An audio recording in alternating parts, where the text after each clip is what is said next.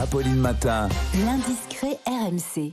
Et même les indiscrets à 8h30 avec Hélène Terzian du service politique. Bonjour Hélène. Bonjour à tous. Vous nous emmenez ce matin dans les coulisses du pouvoir et même plus dans les coulisses d'une réception à l'Elysée. C'était hier soir, Emmanuel Macron recevait les candidats de son propre camp qui ont été battus aux législatives. Et oui, malgré leur défaite, ils étaient environ 200 dans les jardins de l'Elysée. Hier soir, rendez-vous était donné à 19h dans une ambiance garden party, cool, m'a confié un député sortant éliminé, et en présence de plusieurs membres du gouvernement, la première ministre, mais aussi Gérald Darmanin, Marc Fesneau, François Braun, et puis bien sûr, deux figures battues de la Macronie, Richard Ferrand, Christophe Castaner, hommage très appuyé du président à ses compagnons de route, selon ses mots.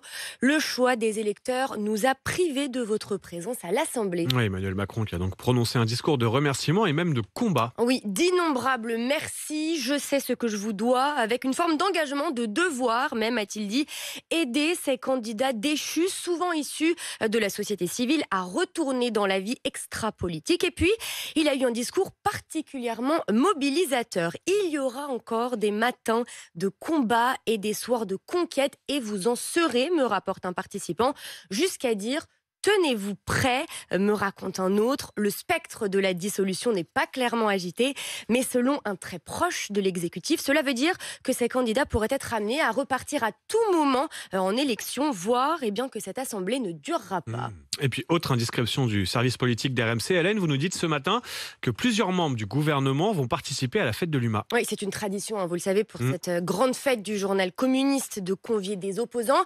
Et d'après les infos de Cyprien Pézeril, la ministre de la Culture, Rima Abdul-Malak, sera l'invitée du dîner de la fête de l'UMA. Clément Beaune, le ministre délégué au transport, débattra avec le syndicaliste de la CGT, Laurent Brun. Et puis la secrétaire d'État chargée de la jeunesse, Sarah El Haïry, débattra, elle, avec le représentant des jeunes communistes, Léon Desfontaines. Quant au ministre de l'Industrie, Roland Lescure, le JDD nous révélait déjà qu'il serait présent, lui aussi, des membres du gouvernement qui croiseront peut-être, vous le savez, qui ? Jean-Luc Mélenchon. Mais oui, vous suivez parce qu'on vous le révélait ici sur RMC la semaine dernière. Le leader de la France Insoumise y revient pour la première fois depuis 2016. Ouais, ça va se bousculer dans les allées de la fête de l'UMA cette année. Et RMC, il sera évidemment le service politique qui vous racontera même les coulisses de la fête de l'UMA. Ce sera dans Les Indiscrets, votre rendez-vous politique tous les matins à 8h30 sur RMC Story. Tout de suite, les meilleurs moments d'Apolline Matin.